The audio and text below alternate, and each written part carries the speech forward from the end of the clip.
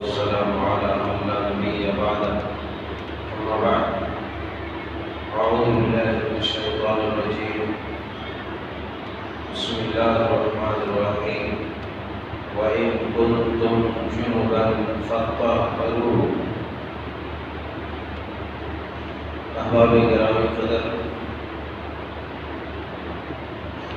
نوجوانان ملت اسلامی، دینی مسائل سیکھنا، دینی علوم کا جاننا ہم سب پر ضروری، فرض اور واجب ہے۔ کم سے کم اتنا علم ہونا چاہیے جتنا میں وہ اپنی ضروریات زندگی اور روزمرہ میں پیش آمدہ عام فہم مسائل کا اسے ادراک ہو، جانکاری رکھے۔ طہارت کے باب میں باتیں چل رہی تھی اور آج ایک اہم باب ہے جسے غسل جنابت کہتے ہیں۔ ہم نے وضو دیکھ لیا، وضو کے طریقے۔ اب جو ہے طہارت کے باب میں غسل جنابت کی بڑی اہمیت ہے، کیونکہ نہانا ایک عام نہانا ہے، غسل کرنا ایک عام غسل کرنا ہے۔ اور جب مرد عورت بالغ ہو جاتے ہیں یا شادی بیاہ ہو جاتے ہیں، اس کے بعد ایسے لوگوں کو جنابت لاحق ہوتی ہے۔ اگر مرد عورت بالغ ہو گئے، شادی نہیں بھی ہوئی، تب بھی اسے جنابت لاحق ہو سکتی ہے، جیسا کہ احتلام ہے، نائب فال ہے، تو ایسی صورت میں اسے جنابت لاحق ہو جاتی ہے۔ اب جب جنابت لاحق ہو جائے تو کیا کرے؟ آدمی کو آتا جاتا نہیں ہے، پانی بہا لیتا ہے، سر پہ صابن لگا لیتا ہے، وہ سمجھتا ہے کہ میرا کام تمام ہو گیا، میں پاک ہو گیا، میں نہا لیا۔ لیکن مصنون طریقہ کیا ہے، سنت مصطفیٰ کیا ہے غسل جنابت؟ احادیث مبارکہ کے اندر ام المؤمنین عائشہ صدیقہ، ام المؤمنین میمونہ اور دیگر ازواج مطہرات رضوان اللہ عنہن جميعا سے روایات مروی ہے، ام سلمہ وغیرہ سے۔ تو میں ان تمام روایات کو یہاں ذکر نہ کرتے ہوئے میں خلاصہ کلام اور ایک آسان سہل سرل جو طریقہ ہے سمجھنے اور سیکھنے کے، وہ طریقہ میں آپ کے گوشگزار کر رہا ہوں۔ تو سب سے پہلے اللہ رب ذوالجلال والاکرام نے فرمایا وَإِن كُنتُمْ جُنُبًا فَاطَّهِرُوا، تم لوگ اگر جنوبی ہو جاؤ، ناپاکی لاحق ہو جائے تمہیں۔ جیسا کہ عرض کیا گیا، ناپاکی کیسے لاحق ہوتی ہے؟ عام طور پر جوان مرد عورت ہے تو احتلام کی وجہ سے، نائب فال ہونے کی وجہ سے، یا اسی طریقے سے میاں بیوی کے اختلاط ہم رشتری کی وجہ سے، تو ایسی صورت میں اس پر جو ہے غسل جنابت ضروری ہے۔ اب غسل جنابت کے لیے اللہ تبارک و تعالیٰ نے کہا جب تمہیں جنابت لاحق ہو جائے تو تم پاکی حاصل کرو، نہا لو، غسل کرو۔ غسل میں جو سب سے پہلی چیز ہے اور ہر اعمال میں اللہ کے پیارے حبیب علیہ السلام کا فرمان گرامی انما الاعمال بالنیات کے تحت، چاہے غسل جنابت ہو یا کوئی بھی عمل ہو، اس میں نیت انتہائی ضروری ہے اور فرض ہے۔ نیت ضروری ہے، سب سے پہلی چیز نیت کر کے اس کے بعد وہ اپنا غسل شروع کرے۔ اللہ کے پیارے حبیب علیہ السلام کی زوجہ مبارکہ مطہرہ رسول اللہ صلی اللہ علیہ وسلم کی غسل جنابت کا طریقہ بیان فرماتی ہے، حدیث لمبی ہے۔ اذا اغتسل من الجنابۃ یبدأ فیغسل یدیہ، تو سب سے پہلے جو کام کیا جاتا ہے وہ نیت ہے۔ نیت کے بعد جو غسل اب شروع کرے تو اس کو چاہیے کہ سب سے پہلے اپنا ہاتھ دھوئے۔ اور یہاں پر یہ بات ملحوظ خاطر رہے کہ کوئی بھی کام، اچھا کام، معزز و موقر کام، باوقار کام جو ہے شروع کرتے وقت آدمی کو دائیں طرف سے شروع کرنا چاہیے۔ اللہ کے رسول صلی اللہ علیہ وسلم غسل بھی کرتے تو دائیں جانب سے، وضو کرتے دائیں جانب سے شروع کرتے، اور اسی طریقے سے آپ جوتے پہنتے، کپڑے پہنتے تو دائیں جانب سے شروع کرتے۔ البتہ کنگھی بھی کرتے تو دائیں جانب سے جو ہے کنگھی کرنا شروع کرتے۔ البتہ جوتے پہننا، جوتے اتارنا اور کپڑے اتارنا، تو یہ جو اتارتے وقت بائیں کا خیال کریں، پہلے بایاں اتارے بعد میں دایاں اتارے۔ جس طرح سے مسجد میں آتا جاتا ہے تو آتے وقت پہلے دایاں رکھتا ہے، پھر جاتے وقت پہلے بایاں رکھتا ہے۔ تو معزز کام میں، محترم کام میں ایسے کیا جاتا ہے۔ پہلا اسٹیپ ہے کہ اللہ کے رسول صلی اللہ علیہ وسلم نے جو کام کیا وہ غسل کے لیے سب سے پہلے اپنے دونوں ہاتھ کو دھویا۔ ایسے بھی آدمی سو کر کے اٹھتا ہے تو یہاں وہاں ہاتھ لگانے کے بجائے مصنون طریقہ یہ ہے کہ اس آدمی کو سب سے پہلے جو ہے اپنی ہتھیلی کو، اپنے ہاتھ کو کلائی تک دھو لینا چاہیے۔ اس کے بعد برتن میں ہاتھ ڈالنا چاہیے یا کچھ چھونا پکڑنا چاہیے۔ تو سب سے پہلے اپنے دونوں ہاتھوں کو دھونا چاہیے، پھر جو ہے بائیں ہاتھ سے اپنی شرمگاہ کو اچھی طرح سے دھونا چاہیے کہ کہیں کوئی گندگی لگی ہو تو اس گندگی کا تصفیہ ہو جائے، اس کو صاف کر لے۔ یہ دوسرا اسٹیپ ہے۔ جب اس کے بعد جو ہے عام طور پر جو آج ہم کرتے ہیں ویسا اللہ کے رسول صلی اللہ علیہ وسلم کی سنت یہ ہے کہ اپنی جو ہے خاص مخصوص اعضاء کو صاف کرنے کے بعد آپ مٹی میں جو ہے ہاتھ رگڑ کر کے دھلتے تھے۔ تو ہمارے پاس صابن ہے وغیرہ وغیرہ ہے، شیمپو ہے، یہ ساری چیزیں، تو صابن وغیرہ سے ہاتھ دھو لینا چاہیے۔ اس کے بعد تیسرا اسٹیپ جو ہے وہ آسان اور سہل، وہ نماز کی طرح آدمی وضو کرے، نماز کی طرح وضو کرے۔ رسول اللہ صلی اللہ علیہ وسلم کی زوجہ مبارکہ مطہرہ فرماتی ہیں طریقہ بیان کرنے کے بعد غیر رجلین، وضو کرے مگر پیر نہ دھلے، وضو کر لے پیر بعد میں دھلے۔ تو نبی صلی اللہ علیہ وسلم کے غسل کے طریقے میں یہ ہے کہ پیر کو جو غسل کے لیے، مصنون غسل کے لیے وضو کیا جاتا ہے، اس میں ہاتھ تک دھو کر کے چھوڑ دیا جاتا ہے، پھر جو ہے وہاں سے نکلتے وقت یا اس جگہ سے ہٹ کر کے پیر دھلتا ہے۔ اس کی علت کیا ہے؟ اس کی علت یہ تھی اور یہ ہے کہ جیسے ان دنوں کچی زمین پر غسل کرتے تھے تو چھینٹے وغیرہ پڑتے تھے، آج بھی ہم غسل کرتے ہیں تو جو فاضل پانی ہوتا ہے، مائع مستعمل استعمال کیا ہوا، وہ پانی کے چھینٹے پڑتے ہیں، تو بعد میں جو ہے پیر دھو لینے سے وہ چھینٹے جو پڑے تھے وہ بھی اس کا ازالہ ہو جائے گا، وہ صاف ہو جائے گا۔ تو اس کی بعد میں پیر دھلنے کی علت اور حکمت یہ ہے۔ اس کے بعد تیسرا اگلا اسٹیپ جو ہے،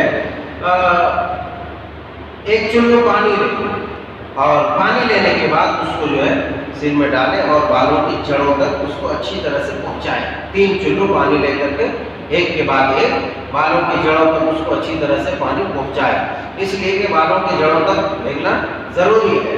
اس کو اچھی طرح سے مل کے رگڑ کر کے وہاں تک پانی پہنچانا چاہیے۔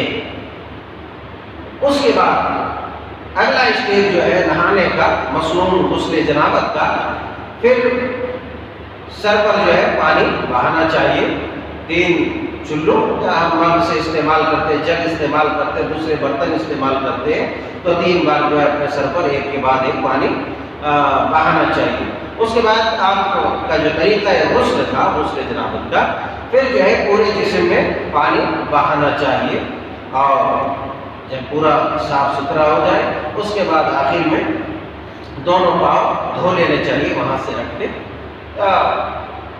وہیں پر دھو لینا چاہیے تاکہ جو چھینٹے وغیرہ پڑے ہوں۔ تو یہ مصنون طریقہ تھا مختصر غسل کرنے کا۔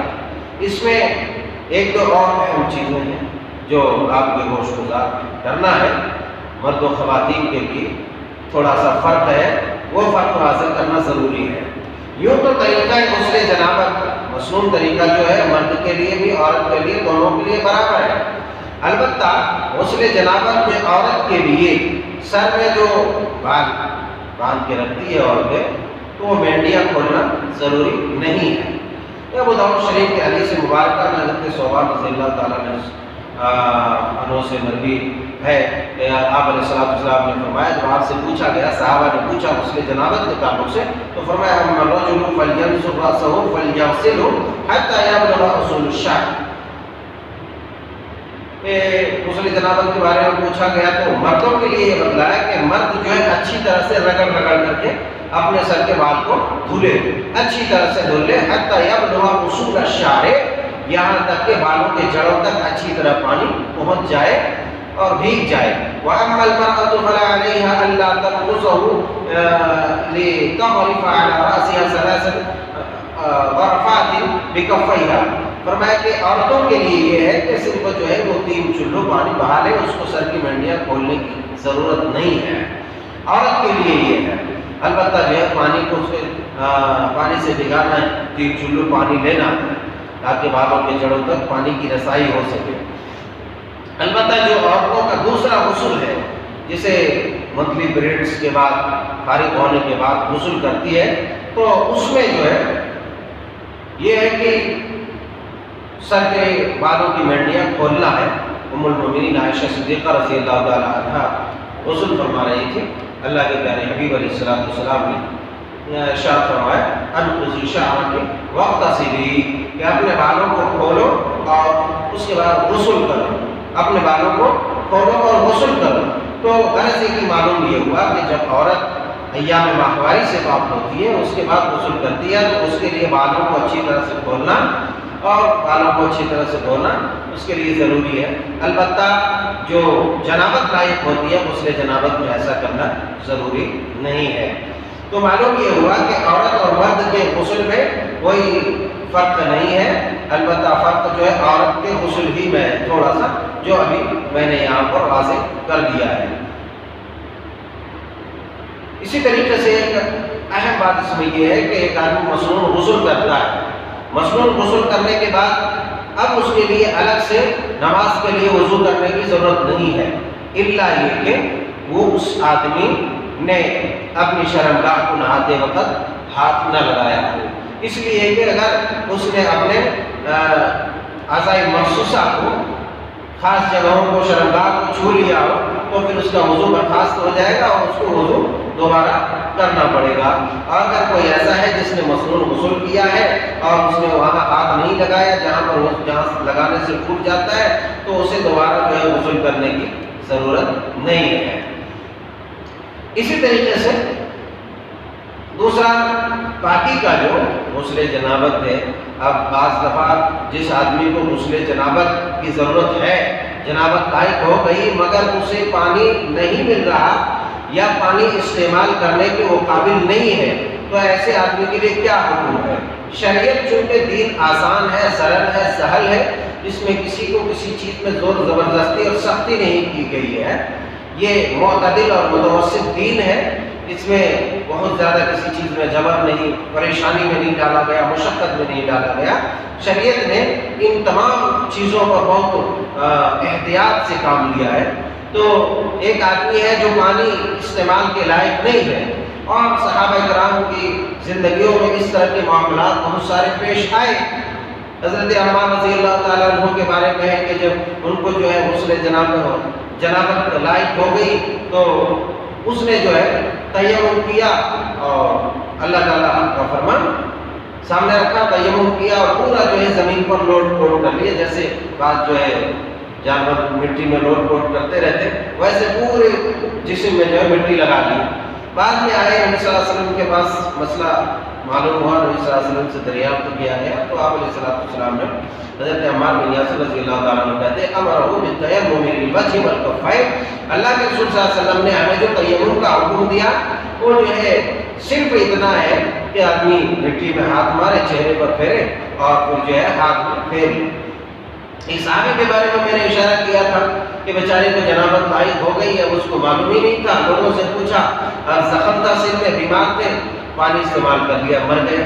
تو اس طرح سے شریعت نے ایسا کچھ جبر نہیں کیا، شریعت نے پاکی حاصل کرنے کے لیے، طہارت حاصل کرنے کے لیے، ایک آدمی وضو کے لیے پانی استعمال نہیں کر سکتا یا نہانے کے لیے بھی استعمال نہیں کر سکتا، مگر اس کو وضو کرنا ہے، اس پر غسل واجب ہے، طہارت حاصل کرنا ہے، تو اللہ تعالیٰ نے اس کے لیے آسان اور اللہ تبارک و تعالیٰ نے بیان کرنا ہے اگر تم کو پانی نہیں ملے تو مٹی ہے۔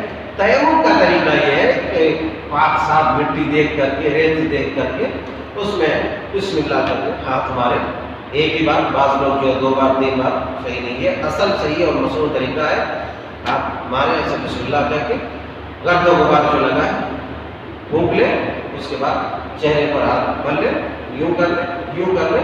یہ تیمم کا طریقہ خلاص ہو گیا، یہی ختم ہوگا.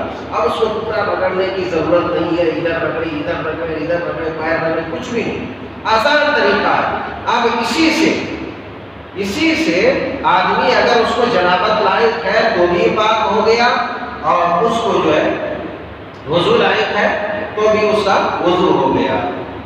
البتہ ایسا آدمی جس کو پانی نہ ملے، تیمم وغیرہ کیا ہے، اب جو ہے تیمم کرنے کے بعد اس کو پانی مل گیا ہے تو اب اس کا تیمم ختم ہو گیا، اسے پانی استعمال کرنا ہے. ایک آدمی ہے ابھی تیمم کر لیا ہے، پانی صرف اس کو نہیں ملا، پانی نہیں ہونے کی وجہ سے اس نے تیمم کیا ہے، مگر نماز بھی پڑھ لیا، نماز پڑھنے کے بعد پانی ملا، تو اس کے لیے یہ نہیں ہے کہ وہ نماز کو دہرائے. بس اب جو ہے اگلی جب اس کا وضو وہاں ختم ہو گیا، اگلی نماز کے لیے جب وضو کرے تو اس کے پاس پانی موجود ہے، پانی استعمال کرے. تو یہ شارٹ کٹ میں سہل آسان طریقہ تیمم کا غسل جنابت کا تھا. اللہ جل شانہ سبحانہ و تعالیٰ سے دعا ہے کہ مولا کریم ہم سب کو کتاب و سنت کے مطابق زندگی گزارنے والا بنا. اے اللہ جو بھی ہم سے آج تک کوتاہیاں، خامیاں، غلطیاں ہوئی ہیں اسے درگزر فرما، اور ہمیں دینی جذبہ، ذوق اور شوق ہمارے اندر پیدا کر دے. ہر شر سے، ہر فتن سے بچا، ہر وبا سے بچا، ہر پریشانی سے بچا. آمین.